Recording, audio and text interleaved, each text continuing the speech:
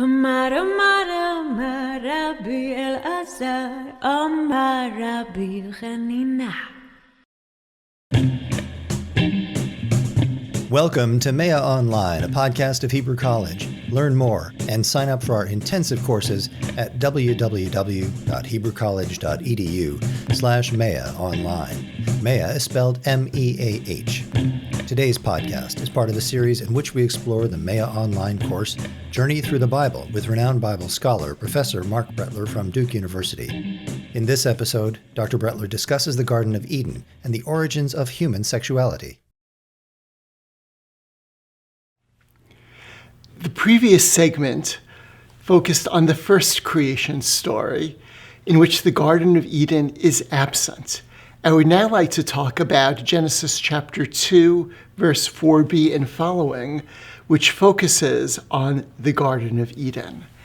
And I would encourage you to read this story and to read it carefully. I do not have time here to talk about all of the different aspects of the story that are noteworthy, but would simply ask you to think about, is the God in this story the same as the God in the first story? And by that I do not mean, does that deity have a different name, which actually, if you look closely, that deity indeed does have a slightly different name. But what is the nature of that deity?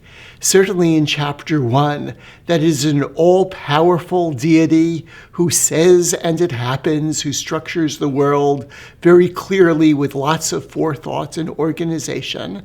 Well, if you really start to examine the deity in Genesis chapter 2, 4b through the end of chapter 3 in the second creation story, that God is much more experimental.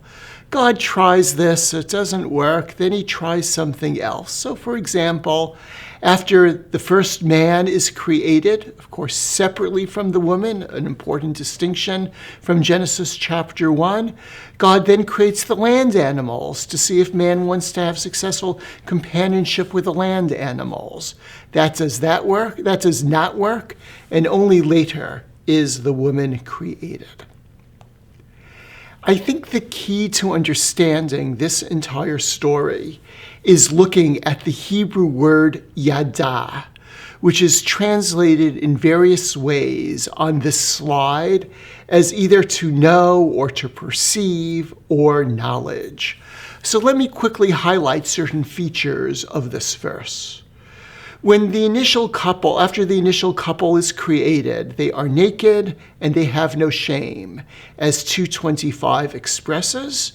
In other words, as I understand it, and many biblical scholars suggest the same, they have no sexual knowledge.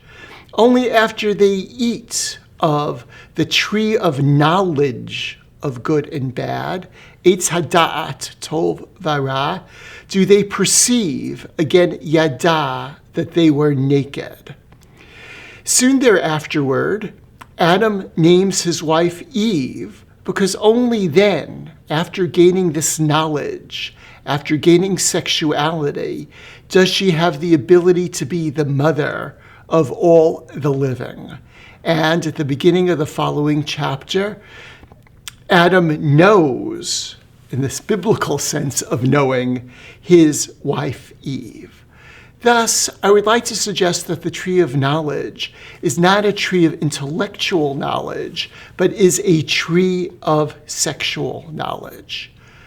And I'd furthermore like to suggest that only once they eat from this tree are they sexual and will they procreate. And this explains the passage where only after eating from the tree of knowledge of good and bad, which I would understand is the tree of ultimate knowledge, does God get concerned about their eating from this other tree, which is the tree of life. Because I would like to suggest the main thrust of the story is they gain sexuality, and as a result, the greatest danger would be that this couple would become immortal, and then they would live forever, their children would live forever, and we would have tremendous overpopulation of the world. And lest you claim that I'm anachronistic, there are other ancient Near Eastern texts which show this particular concern. So what I would really like to suggest is that this is a story which deals with immortality exchanged for sexuality. This story has nothing to do with what is called in the Christian tradition the fall of man or original sin. Please again take a look at Kugel if you have it, the Bible as it was. He discusses the origin of these particular notions. Thus, I would not call the story the fall of man. What you name a story frames your understanding of it. And I would simply call it either the garden story, or if I want to be a little bit longer, mortality exchanged for sexuality. Finally, please pay attention to how important any story is in its original context. Certainly, this story is a very important story within the history of Christianity, but it is a less significant story within the history of Judaism and Jewish self-understanding. Stated differently, the same myth from the same book, the garden story, may function in very different ways within Jewish tradition and within Christian tradition. Finally, I would just like to say a word about gender in the garden story. Please note that in the end of the story, you have a key verse in which God says to the woman, by the way, I quite intentionally did not say God curses the woman, because the word curse is missing there. In contrast to the previous verses and the following verses concerning the man and the serpent. No curse here. And to the woman God said, I will make most severe your pangs in childbearing. In pain shall you bear children. So let me just stop here for a second. Yes, they've become sexual. She is going to bear children and is going to be painful.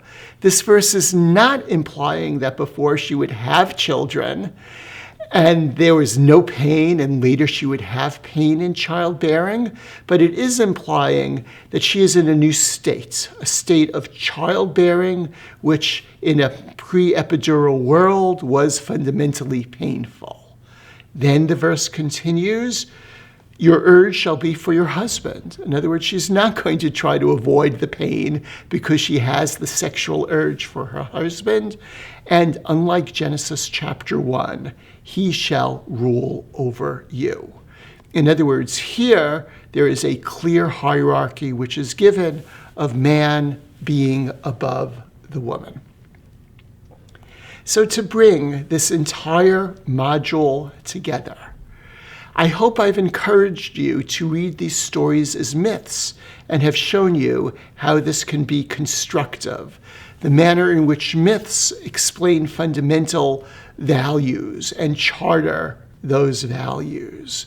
Furthermore, I hoped I have encouraged you to distinguish between different stories that are contained in the Torah, in this unmarked literary anthology, and to see that the Bible does not offer only one perspective on important issues, such as the nature of the world, the nature of God, or the role of gender, but instead provides a variety of different answers and perspectives on all of these questions. If you have a chance, I hope you'll be able to prepare some of the primary and secondary reading for the next module. And as you do so, I hope you will keep these new perspectives in mind.